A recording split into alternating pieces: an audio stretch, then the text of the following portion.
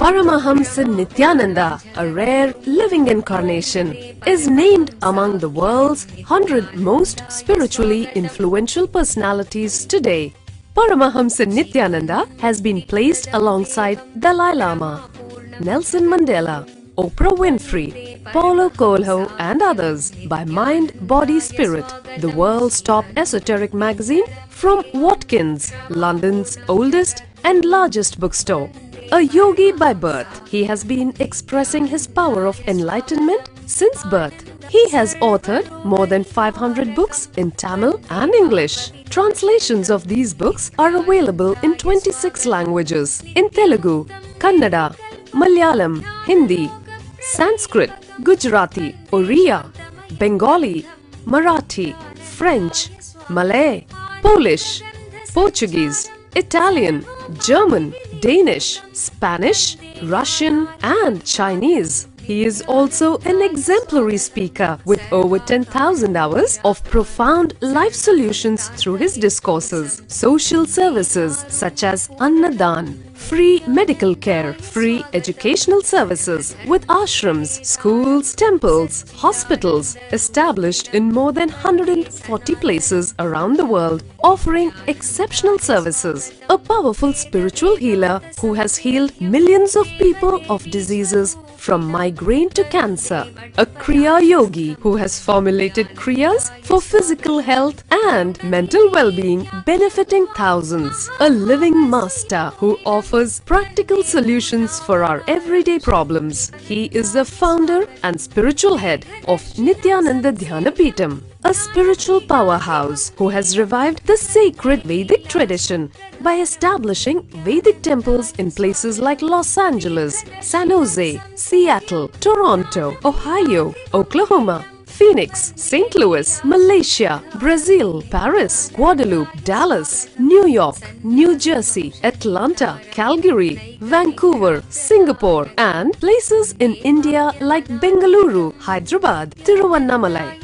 A spiritual guru for 10 million followers, an incarnation who transmits the highest spiritual energy through initiation, a contemporary yogi who has revived the Vedic science of yoga worldwide through thousands of yoga centers, an adept in Ashtamaha-siddhis, mystical yogic powers, who has effortlessly awakened the Kundalini of thousands and graced them with spiritual powers, a dynamic young guru who is an inspiration for thousands of youngsters, India's most watched spiritual guru online, a beacon of spiritual light who has triumphed over the forces of religious terrorism and political persecution. Paramahamsa Nithyananda is an eternal Kalpataru, blessing the world with the boons of material abundance and spiritual enlightenment.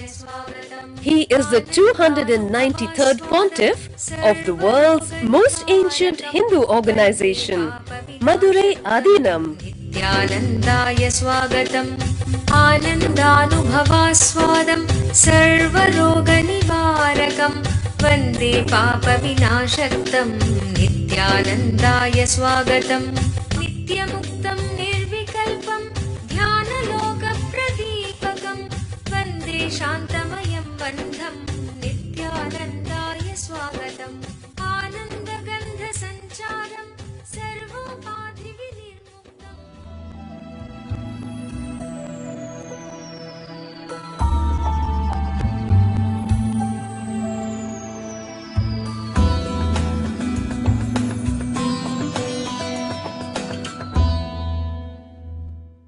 Siddha, master, is a person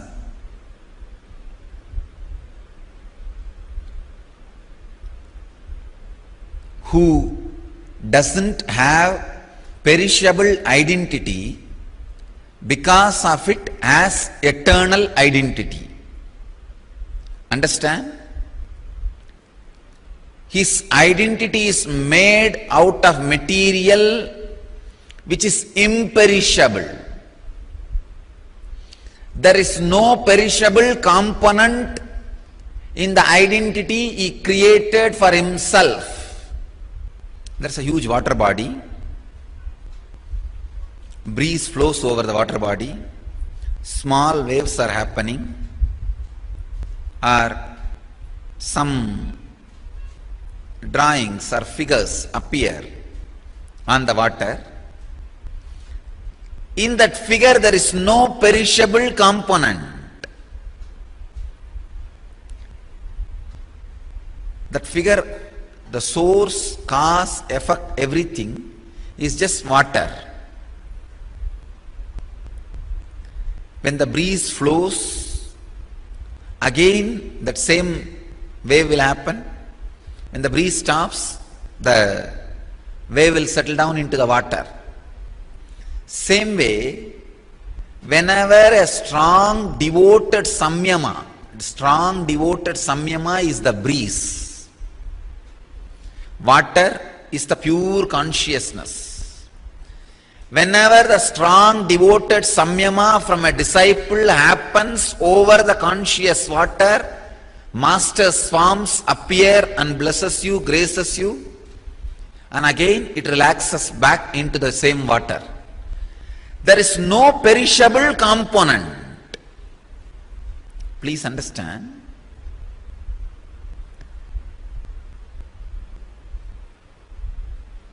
There is no perishable component in the system. Because there is no perishable component, it is eternal identity. Siddha is a being whose all 7 sariras does not have any perishable component. Means any engram is perishable component. When all the engrams have disappeared, that body has become such a pure liquid, it creates different shapes, shades, waves, visuals based on the breeze flowing over it. The lake has no interest to take some shape.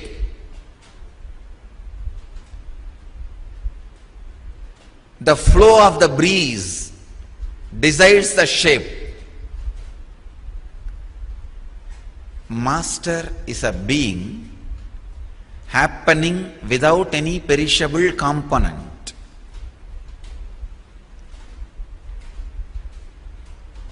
He is just a beautiful rhythmic play.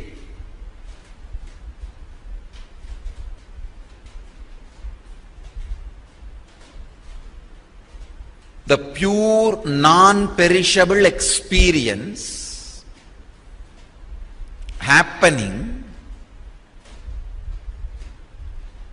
in the source.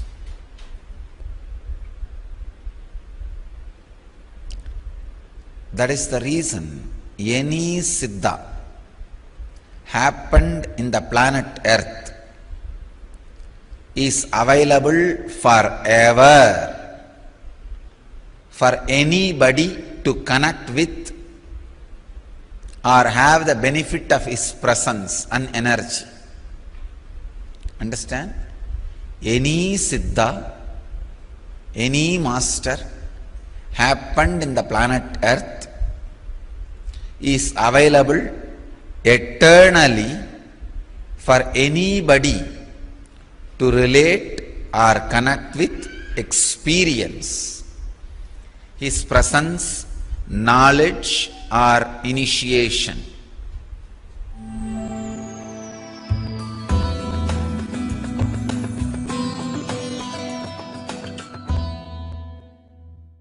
The word mystic and word enlightened master, avatar, there is no much difference. It is just reference, different reference. Please understand. There is a big difference between difference and reference. Here, the word enlightened master, avatar, Bhagavan, mystic, God, Atma, Paramatma, all these, between all these words, there is no difference, but they are all different references. Mystic is the word usually used for creators. Please understand. person who uses energies which are beyond five senses and creates is a mystic. For example, materialization. If somebody uses the powers which is beyond the senses, beyond five senses, those energies, using that energies and creating something which is beyond five senses. For example, when I materialize a diamond or certain object, there is no normal human power is used. The powers known to the five senses are not used. The powers which is beyond five senses are used. Anybody who uses the powers beyond five senses and creates something is a mystic. Don't mistake. Person who creates is a mystic. A mystic constantly creates.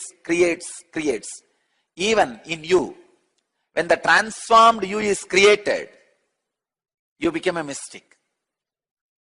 Mystic is a person who is constantly creating so many new things, continuously using the extraordinary powers. Actually, anybody who creates, contributes to society will be a mystic. Otherwise, you are a mistake. In society only there are two kinds of human beings. One who is a mystic, another one who is a mistake.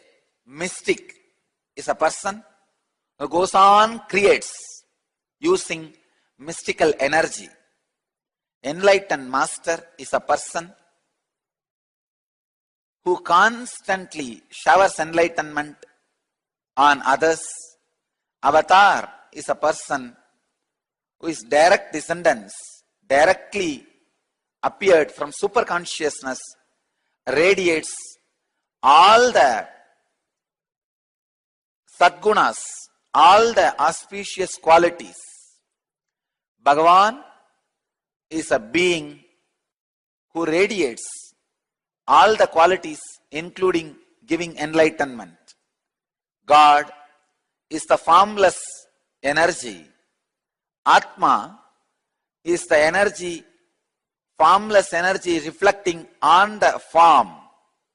Paramatma is the formless energy in its original existence and all its reflections put together.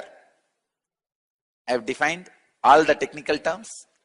As I said, there are no differences between all these terms. They are only different references.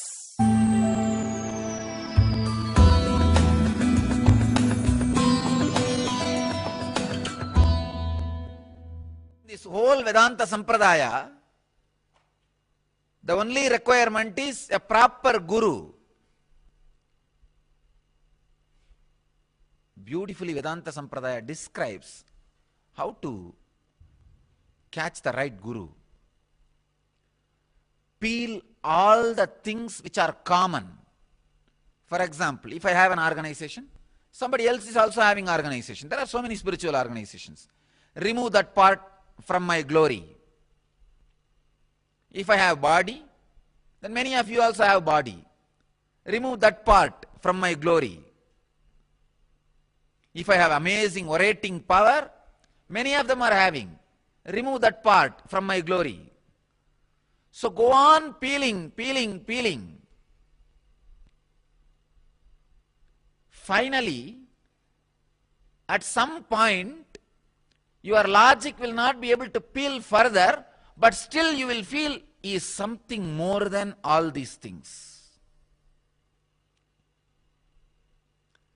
When your logic feels, I cannot peel further, I have peeled everything, even after all these things are removed, he has something more than all these things put together. When you feel this understanding with somebody is your guru. If that does not happen, if you feel, no, after I peel 3-4 things, he is not worthy, then forget about him. he is not worthy of being your guru. You are not worthy of being his disciple. The guru-disciple relationship is sacred, should be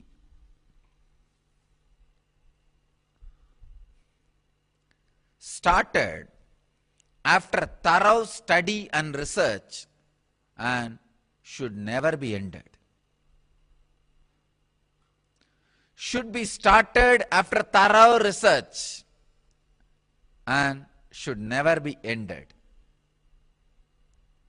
I tell you, ending the guru-disciple relationship in your life is a worst crime you will do to yourself, worst punishment you are imposing upon yourself, worst conspiracy against yourself. One more thing I want to tell you, change of guru is perfectly all right, nothing wrong. For example, you go to one guru, after some time you grow out of him or you get more matured, you feel connected to some other guru, that is perfect, nothing wrong. At some point if you feel you have grown out of me, please carry on with your life. If you are feeling connected to somebody, great. But dropping from the guru and not having some other guru is the crime. It means you did not drop from this earlier guru because you are advancing. You dropped because you have fallen.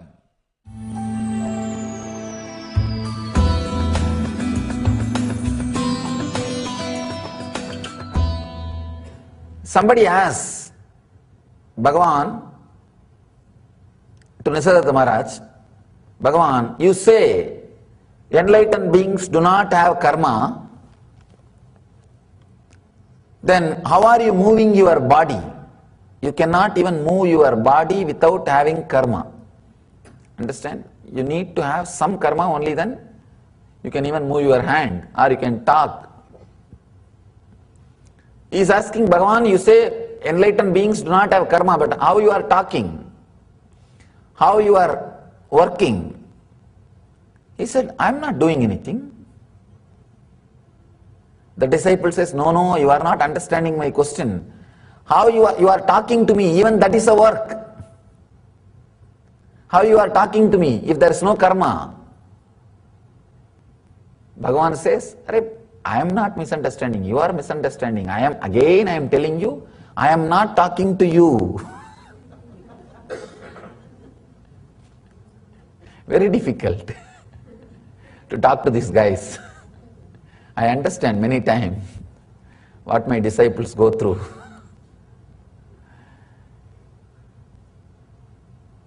Nithyananda Maharaj says, no, I am not talking. Disciple was really confused because he is talking and he is saying, I am not talking. And another one big problem, we have to believe they are talking the truth. We can't say, why are you lying? No. That is another one difficulty. Disciple was completely confused. He asked, Bhagavan, please explain. You are talking and you say you are not talking. And then Maharaj says beautifully, understand, because there is a movement in you, you think there is a movement in me. You can never understand talking can happen without any movement in the inner space. That is why you think when the sound comes out of my mouth also there is same kind of a movements in my inner space. Maharaj says, in you never had a time or a moment where your body or your mouth can move without your being moving. In me, I have experienced my body or mouth or even mind, anything can move, but inside me, my inner space, nothing moves. Understand?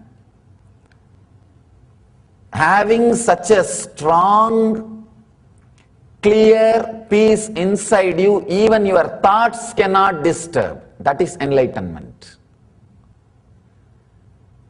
I wanted all of you to understand, do not think enlightened masters don't have thoughts. I can say the space is so big, it is negligible part. In normal mind, if you have 10-acre mind, all 10 acre is jumping like a zoo. With an enlightened being, they have 1,000,000 acre, only 10 acre is zoo. In 1,000,000 acre, can you consider 10 acre being a zoo is something disturbing? Some movement? No. It is negligible. Practically, which is not there. It just, no more. It is not there. That is why Ramana Maharshi says, for normal persons, I am body. For enlightened being, I am also the body. It's not that the idea that I am body disappears, it just expands. I am also the body. This is also part. So I have nowhere to go. It's a very important thing. Judging the masters based on their movement, physical movement, is the worst thing can happen to a disciple. Because he will judge master's action from his idea. If he does that particular action, what logic will go through in his head? He thinks that same logic is going through in his head. Especially the people who live around few days or few years, or who claim, I know Swamiji for so many years. That's a big problem. That's a big problem. I always tell people, these people who claim, I know Swamiji for so many years. What do they know? Nothing. First of all, they don't know themselves. And they think they know me. They think with their logic, the logic with which their head functions, with the same logic, my head is also functioning. If the same logic, with the same logic, if my head is also functioning, then why I am sitting here and why you are sitting there? No. There is no logic which you can understand logically with which master's system functions. There is no logic with which you can understand logically the master's system's function.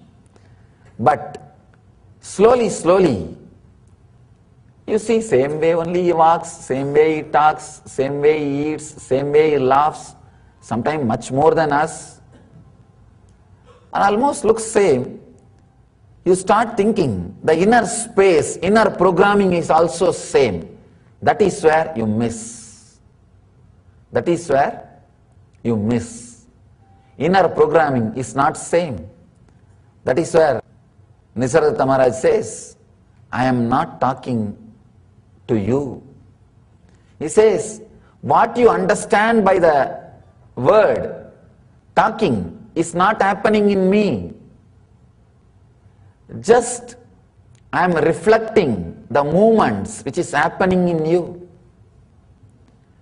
Whatever you want to see, you are seeing it in this body.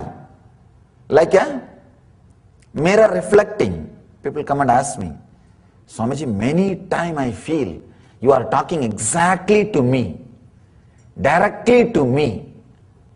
It is not the public discourse. You know you are talking only to me. They ask me, how do you read? Did you read my mind? And are you answering all the questions which I am having? Did you read my mind? I tell them, first thing, I never do that job because I respect your privacy.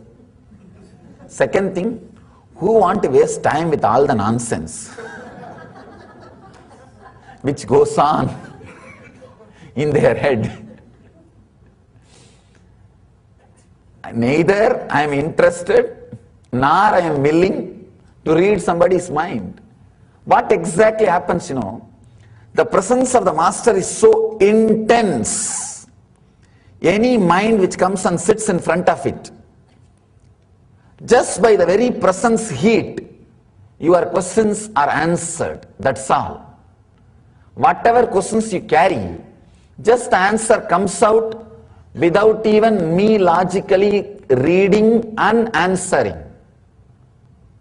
Many times, I ask people to talk so that they will understand what their problem is, not for me to solve. Because the master's mind, enlightened mind, does not work with the logic with which your mind is working.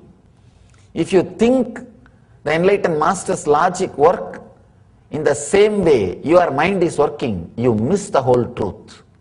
You miss even the master. You will not be able to understand the truth. You will not be able to raise yourself to his level. You will bring him to your level.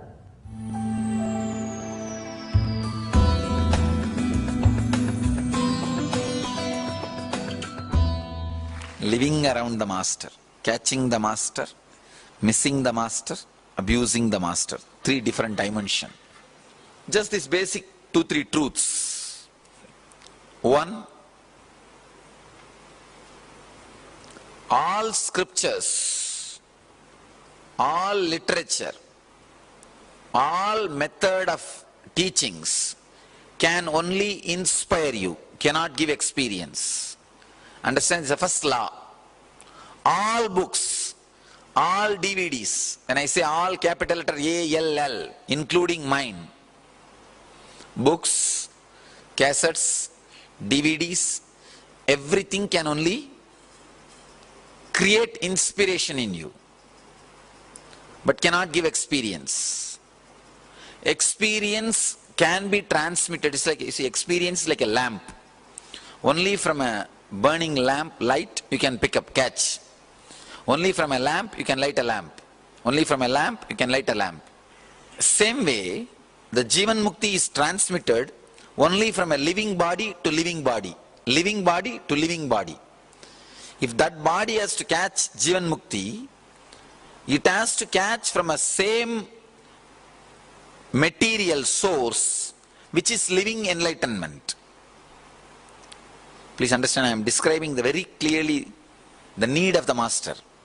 If that body made out of muscles and the mind made out of thoughts, if it needs to catch living enlightenment, Jivan Mukti fire, it has to catch it only from another one body which is living enlightenment of the same frequency, means like a same flesh and bones. Only from that you can catch. Be very clear, Mahavatar Baba cannot give you living enlightenment. Please understand, I am making a very strong statement, but truth. He cannot give you Jivan Mukti. He can only give you inspiration, experience, some glimpse. But if he wants to give Jivan Mukti, he has to guide you to a person who is in the physical body. In the physical body. Ramakrishna, or Ramana Maharshi, or Mahavatar Baba, or Osho, or J. Krishnamurti, anybody. They are all still in the cosmic plane. Why, you know? With whoever they committed when they are in the physical body. For example, if you are there, if you were when Ramakrishna was there, and you had directly connection with him, and he blessed you, he passed away, still you are here, then he will be there to take care of you. But no new addition is possible after the body is left. No new addition is possible. Now, Mahavatar Baba, all of you I think understand what I am saying. All of you understand what I am saying clearly? Now, if you are seeker, starting to pray to Ramakrishna, Ramana Maharshi, they can guide you to a living master. That's all. They themselves will not be able to give, because it has to be transmitted from this plane, from flesh and bone. That is why the need of living master again and again and again comes back. Understand? That is why no huge organization is able to own spirituality than a living master. Seekers are around me. The reason is, it can be transmitted only from flesh to flesh. The person who is living Jivan Mukti through his muscle memory and muscles. See, I'll be living Jivan Mukti without muscles after I leave the body. I'll be living in Jivan Mukti, that is not a problem. But because there is no muscles, I will not be able to transmit it to the person who is with muscles. If I initiate you now and give you the assurance, only then I can handle you even if I leave the body. So if you had assurance from Ramakrishna, Ramana Maharshi or Osho, somebody, when they are in the flesh, then you don't need to go to new master. It may not be needed. But even then usually they guide to a living master, because living around the master is not only living enlightenment, it's a joy. It's an ecstasy. It's a way of life. For that reason they guide. Understand thoroughly. Otherwise, if you have not had connection with them physically, when they were in the body, even they can't do anything. Mahavatar Baba will not be able to give you enlightenment or the spiritual experience. He can only guide you. That is the reason why still that living master's necessary is not replaced at all. It's not replaced. Still, the necessity for living master is there when the whole thing started by Shiva millions of years ago. The only thing which is not yet outdated, which can never be outdated, is necessity of a living master. See, the only difference between you and me is not enlightenment, because you also carry that, I also carry that. In our 7 layers, see, you are having 7 body, I have 7 body. The last 2 body, the cosmic layer and the nirvanic layer, the last 2 layers are one and the same for you and me, even now. Please understand. Even now, the cosmic layer and nirvanic layer is same for you and same for me. There is no difference in that. But this physical, these layers, these 5 layers, that is where the difference starts. So all you need is not enlightenment, but the body language of enlightenment. Please understand. I think all of you catch what I am saying. See, this first 2 layers, this nirvanic body and cosmic body. In this,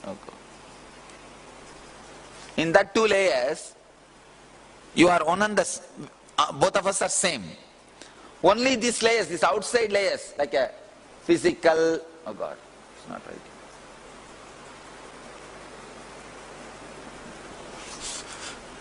Only these outside layers, like a physical, mental, and physical, pranic, mental, subtle, these outside layers, only there we differ. It means what? You don't need enlightenment, you need enlightened body language. You understand what I am saying?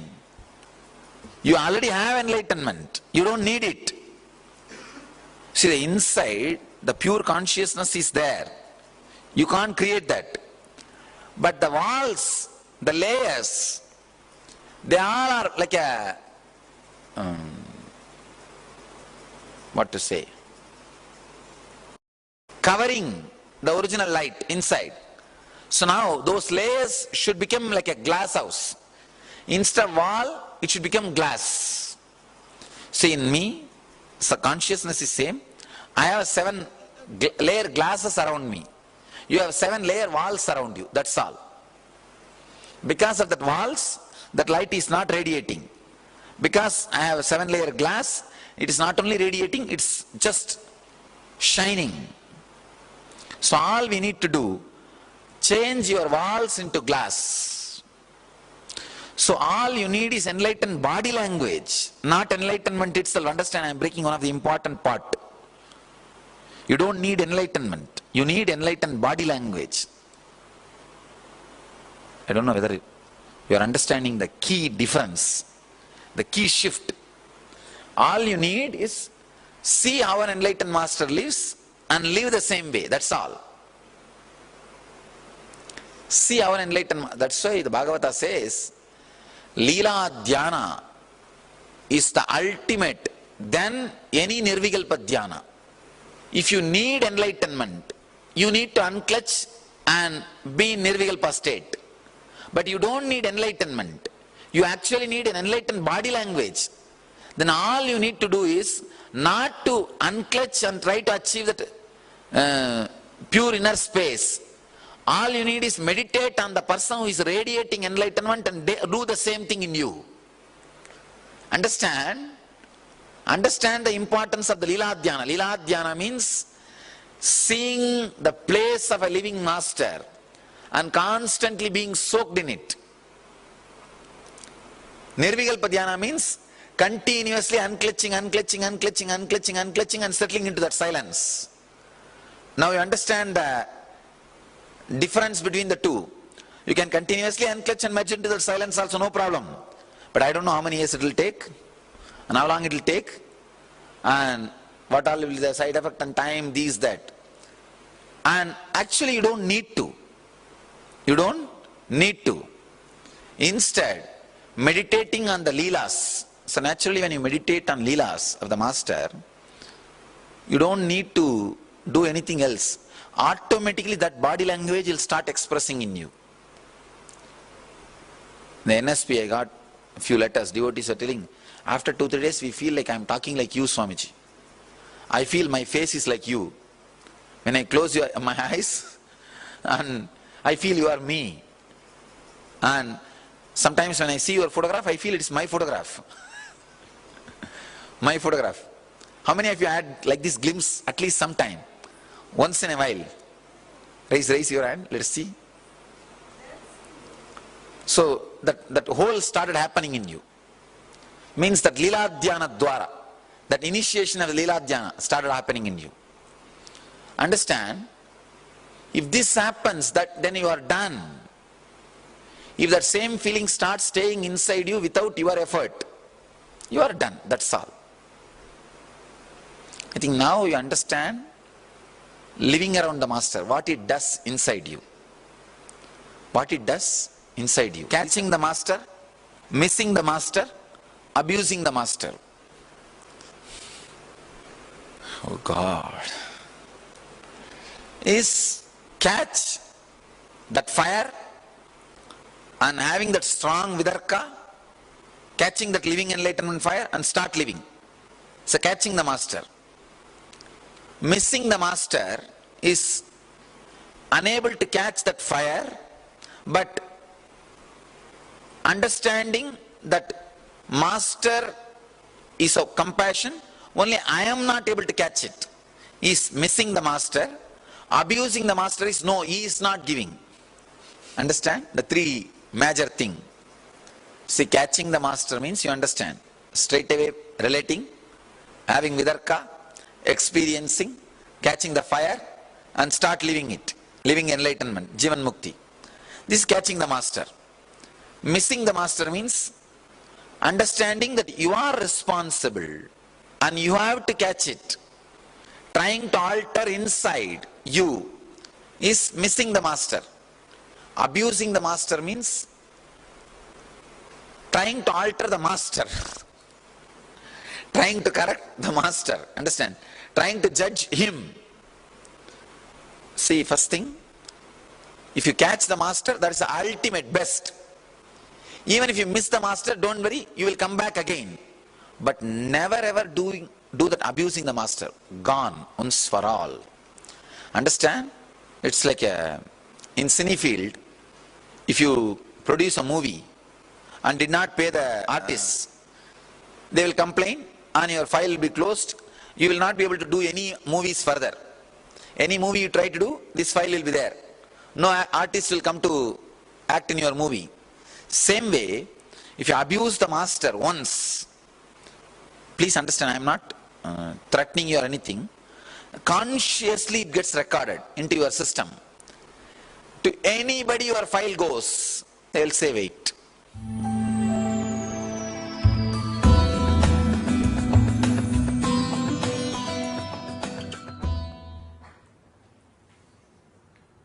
Living with the Master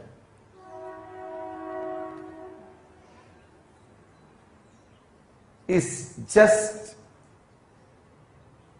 living with a dynamic, dynamite diamond.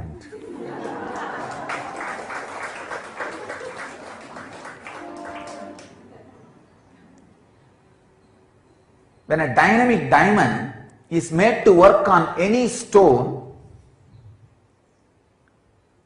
other than the diamond part in the stone will be completely removed.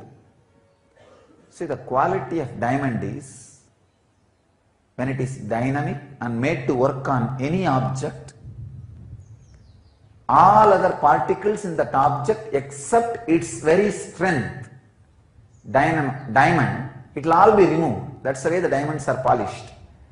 Only the diamonds are used to polish the diamond. It's like any stone has some component of diamond in it and some component of ordinary carbon in it. When the moving dynamic diamond is made to work on that object, all other particles except the diamond component, carbon or anything, is burnt away. Same way, when you live with the master, everything other than the master component in you, everything other than the cosmos in you, everything other than the enlightenment in you is burnt away.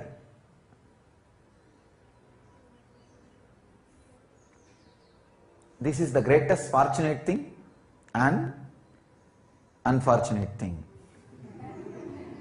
If you identify yourself with enlightenment, the highest reality, this is the most fortunate thing. You don't need to do anything, just be around, hang around, that's all. Enlightenment simply happens.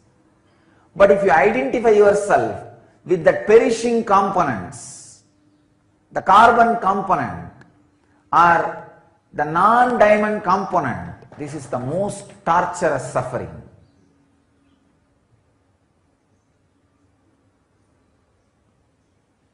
Very beautifully, George Gurdjieff, one of the greatest revolutionary master of modern days, he says, only if you associate yourself with me, be around me. If you think you are separate, I am separate, then this is not the place for you. Because constantly you will feel threatened by me.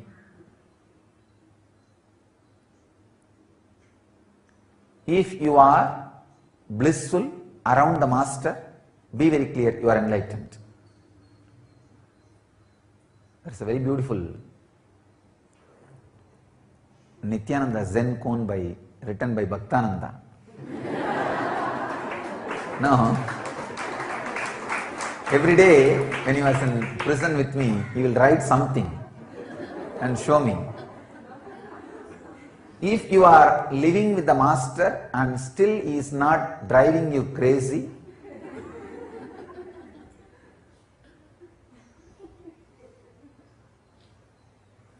up in the wall,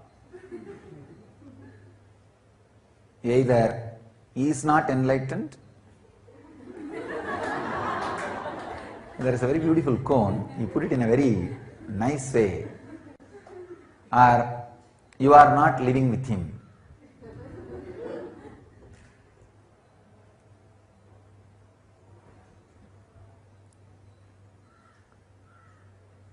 As long as you think you are a separate entity other than your higher reality, he will be driving you crazy. Constantly shaking the very roots on which you build your foundation. But fortunately, if you identify with him, with your higher reality, this is the most fortunate thing can happen in the planet Earth, because without any effort, the ultimate will just happen in you. The ultimate will just happen in you without any effort. Nothing needs to be done, just hanging around.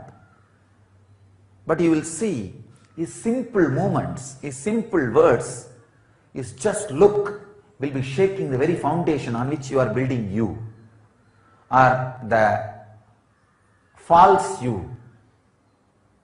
Anything you do, he will be constantly on his job. How he will create situations, how he will create people, how he will create happenings around you, you do not know. You can't imagine. Just the person who is walking next to you will exactly hit you where you are holding you. Don't think he is hitting you. I am hitting you. When you are around the master,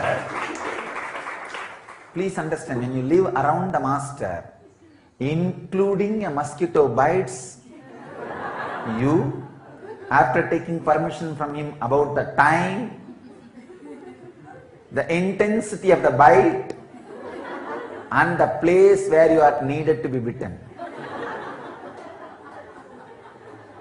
I am very clearly telling you, please understand. If you are inside his Sangha, you are under a controlled condition where your ego is constantly operated. Whatever is not you but you hold on to it as you is removed from you. I can say, living around the master without resisting is living enlightenment process. The definition of living enlightenment process.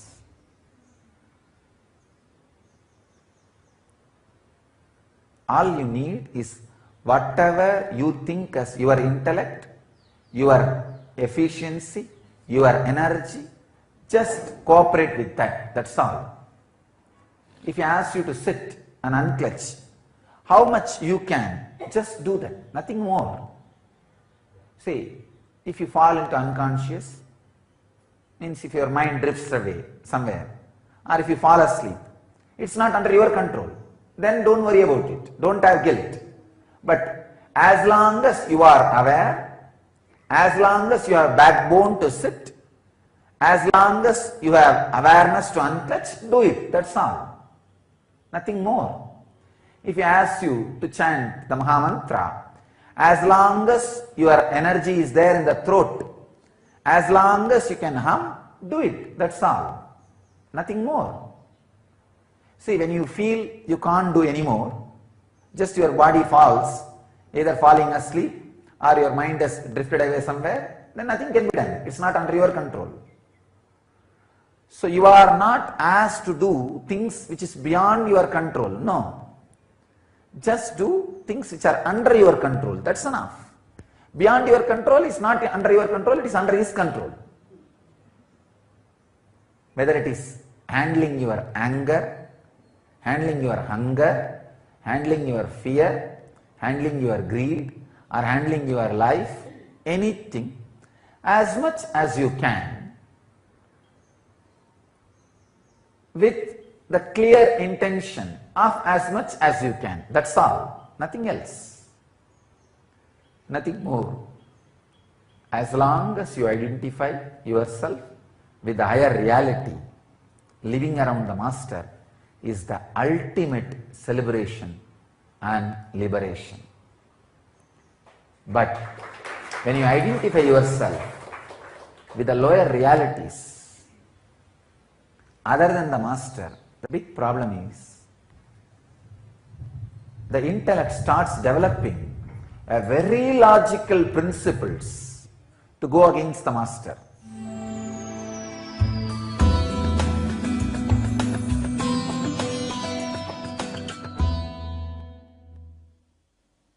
How to find out whether I am with the right guru or wrong guru? A right guru will go on pushing you continuously to move forward. Will never give you the feeling you are done.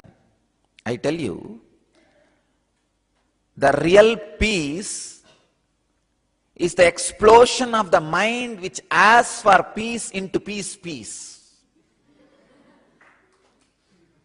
The real peace is the explosion of the mind which asks for peace into peace. Now that is where the real peace happens. Understand?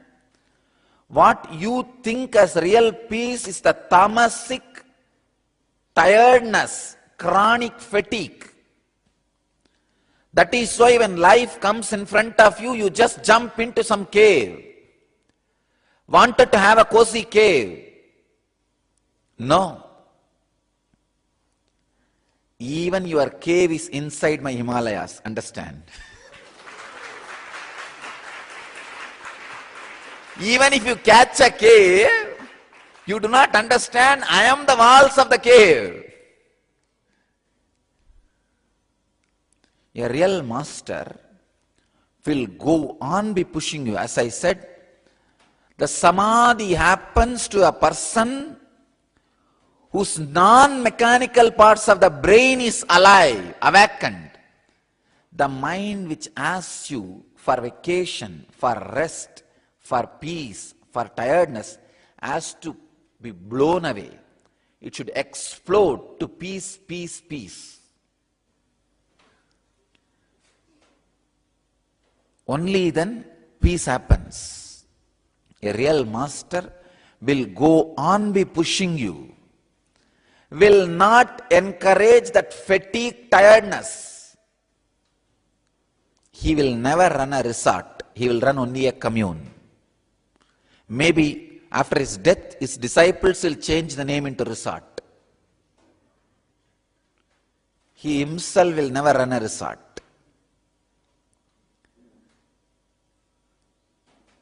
Person who asks for the peace of the resort, out of fatigue, tiredness, wanted rest, will never be allowed in the presence of a living master. The mind which asks once in a while, I think I need rest. I think I need a break. Yes, you need. Not from the situation. You need break in the root. You need to be broken. The mind which asks for the break need to be broken. That is the break it needs. A real master is a person goes on pushing you. Ability to receive the suffering as prasadam, poison as nectar. What you think as poison, not the real poison. What you think as poison, the ability to receive what you think as poison and stand with it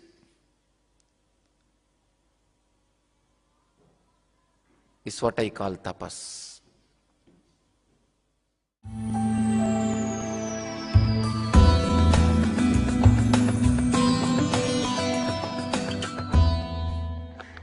To surrender to a living master fully is almost impossible for me.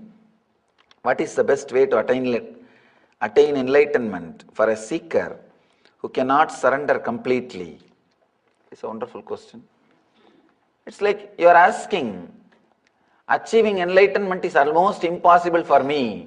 What is the way you give for me to achieve enlightenment? Actually, there are some possibilities.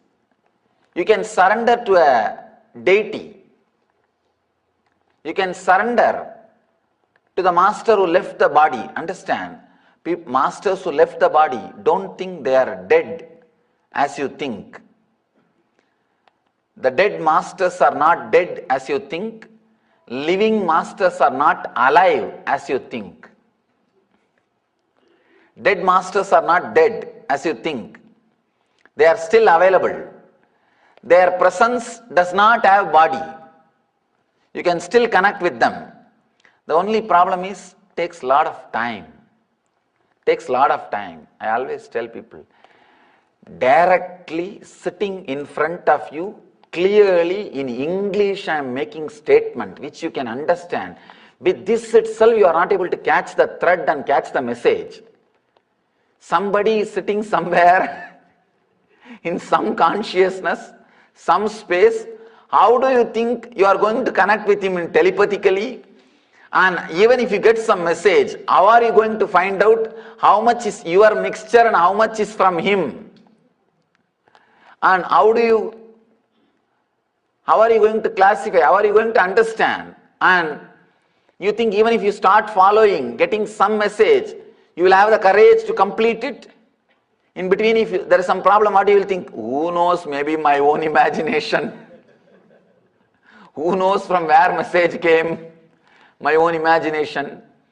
This kind of difficulties, that is the reason we always say the living master is a lot more easy. Forget about forget about the dead masters.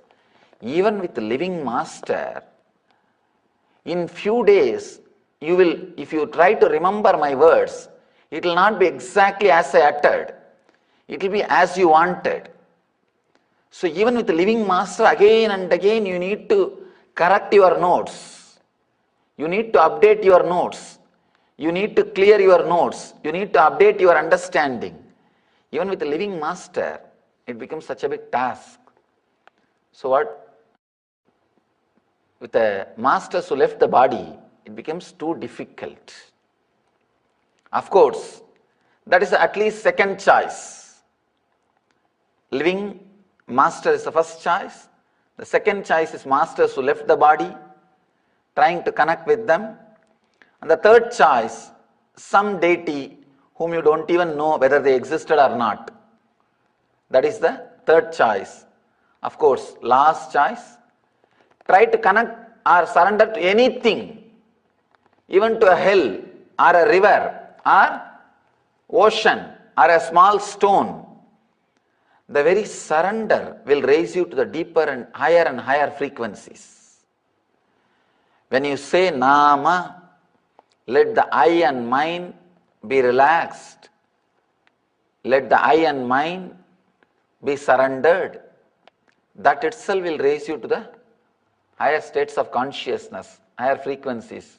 But whatever is said and done, it will all take its own time, and only second or third choices. With living masters, straight away he will work. I have always seen the karma which they will exhaust or the clarity which they will get after years suddenly happens. The whole being opens up just in 1 or 2 days of working with the master.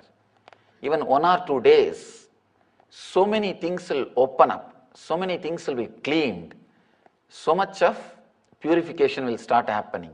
That's the reason so much of emphasis on the living master in the Vedic tradition.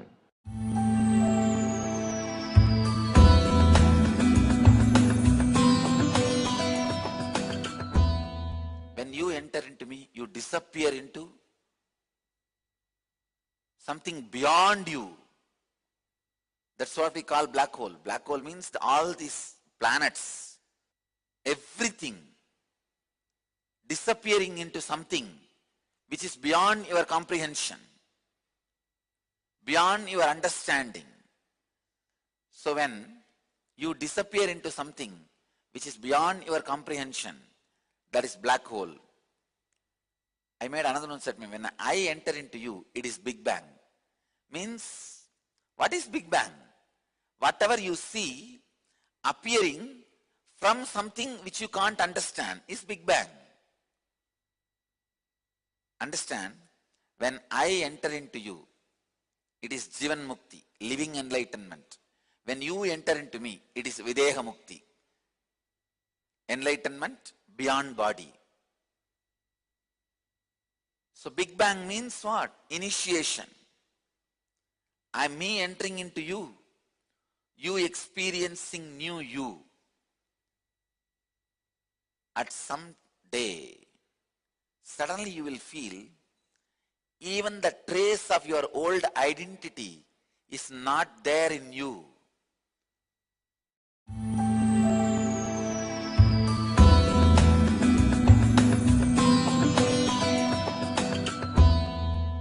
questions I'll answer. Does every guru go through religious persecution? First thing I want you to know. Do not go to a guru who has not gone through religious persecution. I tell you, any guru who is an authentic enlightened master will have a unique integrity and strength which cannot be tolerated by collective negativity of an ignorance and the collective unconsciousness. They will try to persecute him. See, an unconscious man who possesses even 10 rupee he has, who is greedy of money, cannot even understand, I am not attached to this gold rudraksha or this golden throne. He cannot understand. See, when a man comes out and does so much good, the collective negativity cannot tolerate. It will persecute. Understand? If somebody is not persecuted, he has compromised with enlightenment. He doesn't have that integrity, that strength. So I tell you, don't go to a guru who is not persecuted. Persecution is being persecuted is one of the basic scale to find out whether somebody is a real guru or not. That's the truth. That is the truth. Gurus go through religious persecution because of the honest, truthful contribution they give it to the world.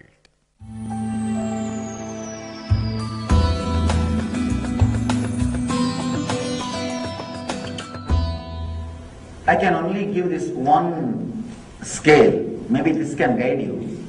That technique or that person, after you come in contact with that person, initial introduction or initial exposure, does it add intelligence, awareness and bliss to you?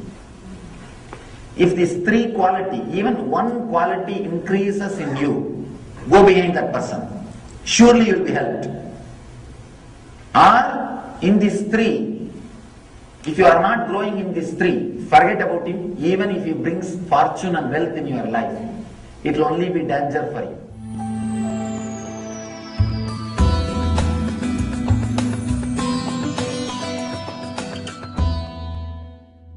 Please understand, I am your father, mother, friend, beloved, and something more. I am father and mother of your possibility. I am father and mother of what will happen out of you. I am friend and beloved of your possibility. Please understand, I am not father and mother of you. I am father and mother of your possibility. I cannot reject your love. It is so beautiful, even though mixed with a lot of ignorance and innocence. When a cub brings grass to the lion, lion cannot eat the grass. It will be laughing inside, but it cannot reject the grass because it is mixed with the possibility of you. I am your father and mother. I cannot reject your love. Same way, I cannot accept it. If I accept your love, you will accept you as you are now, which is not the right thing. You will not look up and grow into your possibility. Understand? So I need to accept your love, but I need to constantly remind you, you need to become your possibility. I am beloved of your possibility, not you. Whenever you expand towards your possibility, you will always see me just taking you to my heart as a mother, father, friend, beloved, and more. Whenever you try to shrink me to your level, see, first of all, there is no you and me.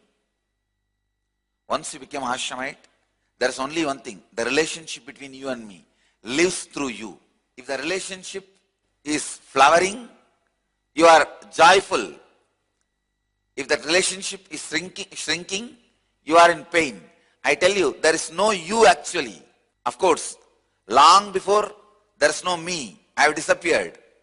The moment you become ashramite, you are also disappearing. So there is no you and me.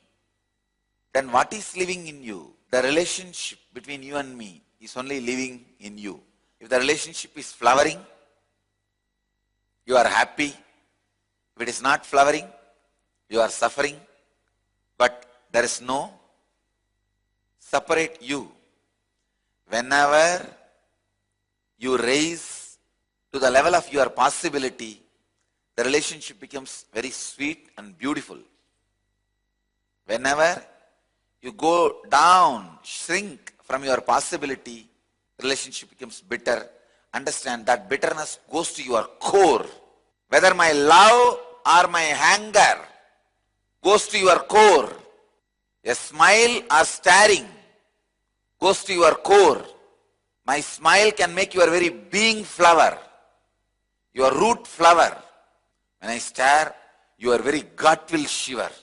Try your best to avoid, what is there? It's okay, it is usual. My staring will never be usual. My love will never be usual. It is alive, living.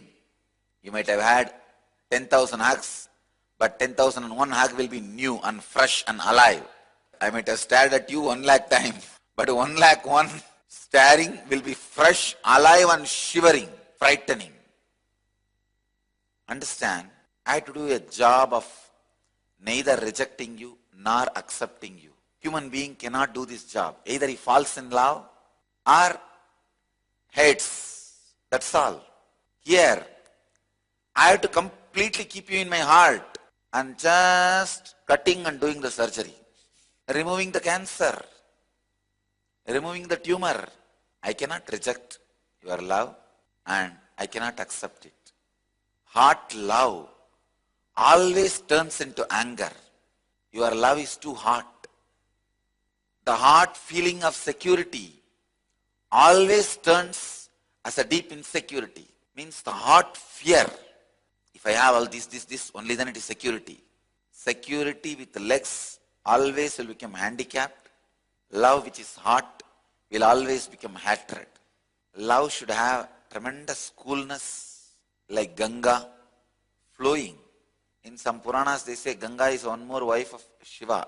No. Shiva made Sati into Ganga and keeping it.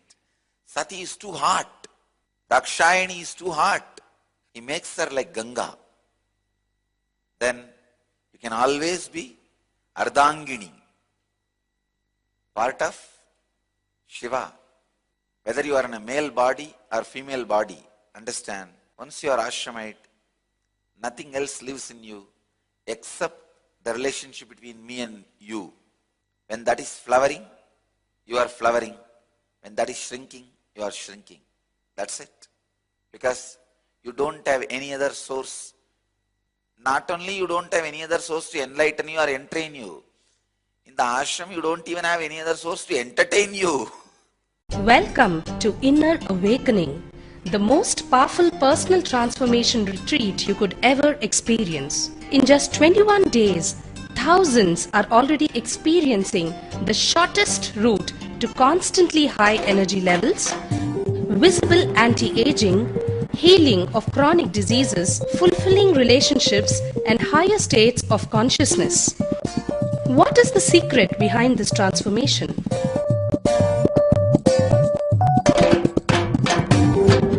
Kundalini means the inner potential energy.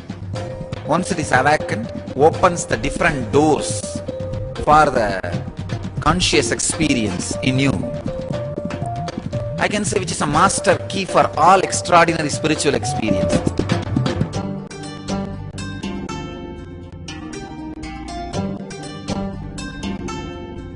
This extraordinary program is conducted personally by Paramahamsa Nithyananda in the vibrant atmosphere of Nithyananda Dhyanapitham Ashram.